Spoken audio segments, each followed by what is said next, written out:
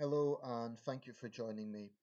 I know the sound is once again not wonderful. All I can do is apologize for that. This is a problem that goes up and down on my channel. Unfortunately, I have to keep explaining this because it is an inconsistent problem.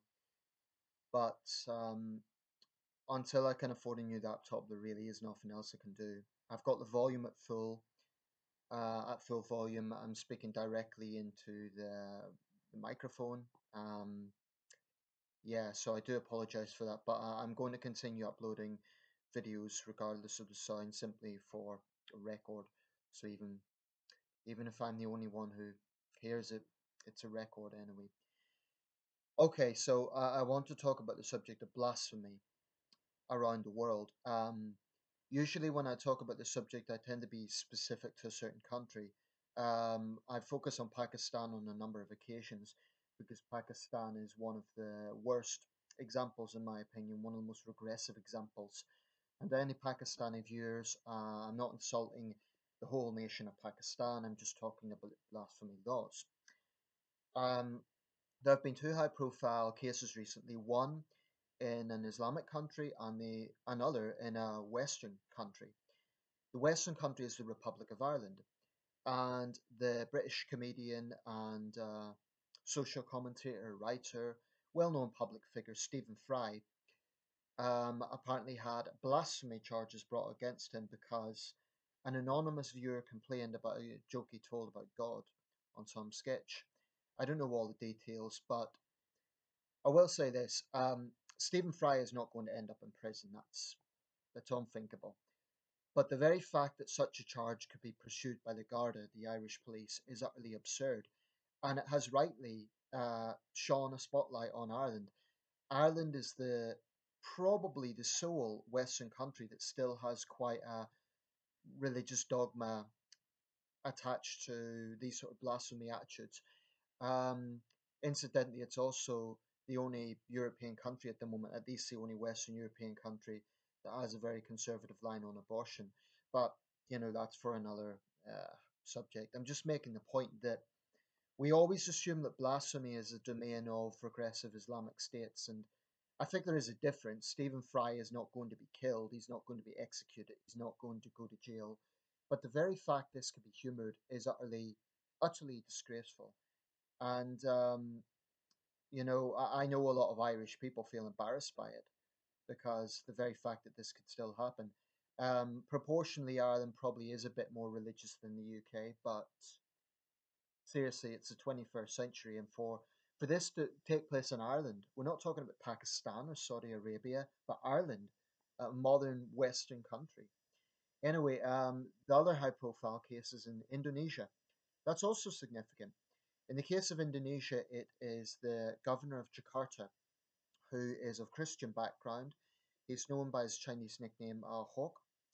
Um, his full name Bazuki Purnama, Bazuki Ahok to Chahaji.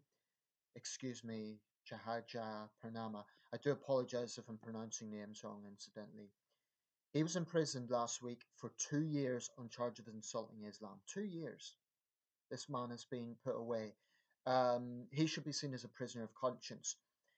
Um, and the report goes on to say that Indonesian politics has been shaken by the jailing of Ahok, a Christian of Chinese ethnicity, which is seen by many as a threat to freedom of speech, minority rights, and a historically tolerant form of Islam in Southeast Asia's largest democracy.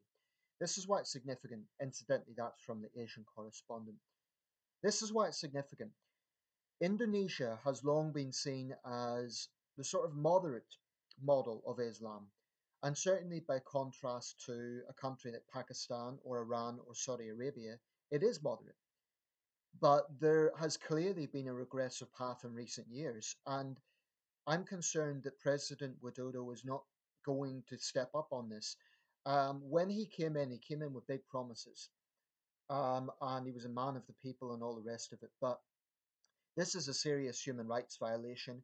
And if Indonesia really wants to go down the path of Pakistan, they really need to look hard at what that is. Because Pakistan right now is a society that is basically full of fear, intimidation, and blasphemy laws used as a political weapon. This is a very regressive move, and it isn't just Indonesia. Malaysia and Bangladesh are two other Islamic majority countries. Well, in the case of Malaysia, it's pretty diverse.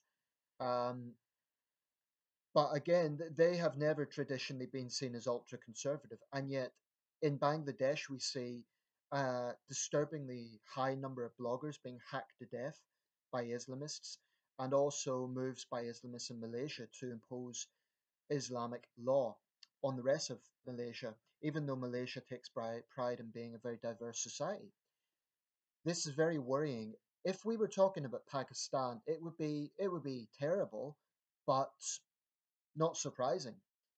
The fact that this is Indonesia, I mean, not so long ago, this sort of very conservative Islamic interpretation of laws was restricted to the province of Aceh, but it seems now to be spreading across the country. And when you have a governor, when you have a man sent to prison for 2 years for a perceived insult to religion, that is very worrying.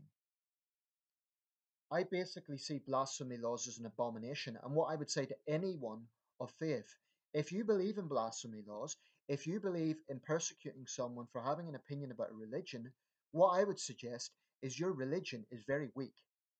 Why?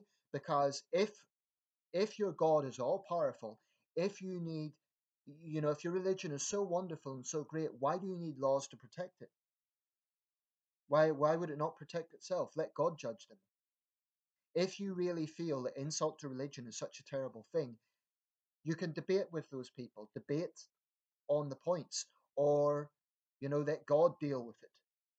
But the fact that you think that there should be laws to punish people, um, and what I found shocking, I when I responded to the news report about Stephen Fry, there was an Irish woman who says, "Oh, but Christians get insulted all the time. There should be some consequences." No, dear, there shouldn't. You can disagree with what Stephen Fry says. I mean, look, I'm not an atheist. I'm not coming from an atheist perspective, but I will always, always, always defend the right to question religion or to make fun of religion. That's different than the hate speech against Muslims or Christians or Hindus or any other group of religious practitioners. Blasphemy laws are an utter abomination. I think they are cowardly. I think they are barbaric. And I cannot understand any logic to defend them. I understand people of faith being offended if someone is insulting their religion, if someone is saying all Christians are this or all Muslims are that, it's natural that they would be offended. So I'm not actually saying, oh, they should not be offended at all. But what I am saying is you cannot use your offense to then persecute other people because, frankly, some of your religious views might be offensive to atheists, to agnostics, and to people of other faiths. I find many Islamic ideas very offensive to basic human rights. But I'm not calling for Islam to be banned. So this is a very serious problem. Now, in the case of Governor Ahok, the good news is thousands of Indonesians have been rallying around the world in demonstrations, Dubai, Sydney, Tokyo, Los Angeles, in support of Governor Ahok. So there is hope. There is a lot of common sense out there. But Indonesia needs to be very careful with this. Indonesia is a developing economy. It's recently transitioned democracy.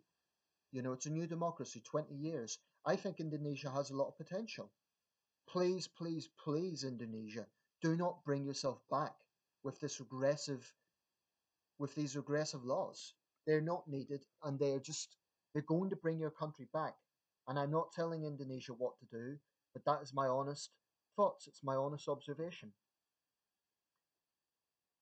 And the other thing I would say is in the parts of the world where we do really value freedom of expression, we have to really, really, really defend it robustly. That is not to say that people should go around saying they hate Muslims or they hate Christians. People are responsible for the words, but we have to defend the idea that an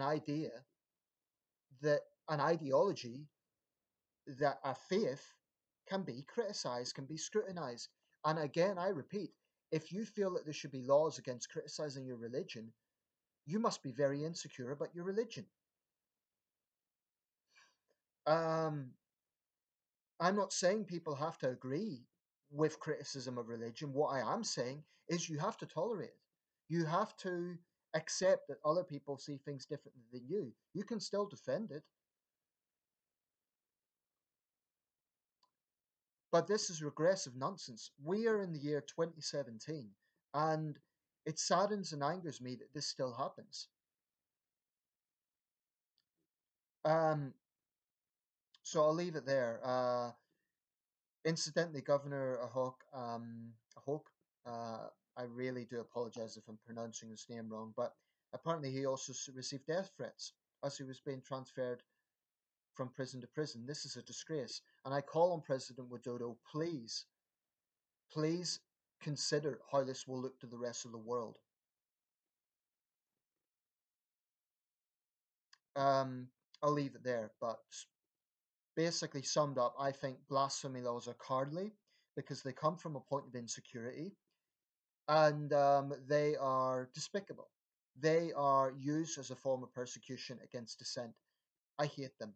And like I was saying, to get back to my point, in countries that do believe in freedom of expression, we should not use gutless political correctness to silence critics of religion. When people, especially on the liberal side of things, say that it's Islamophobic to criticize Islam, they, in my opinion, are betraying the very principles that they claim to be all about. Okay, let me know your thoughts and thanks for watching.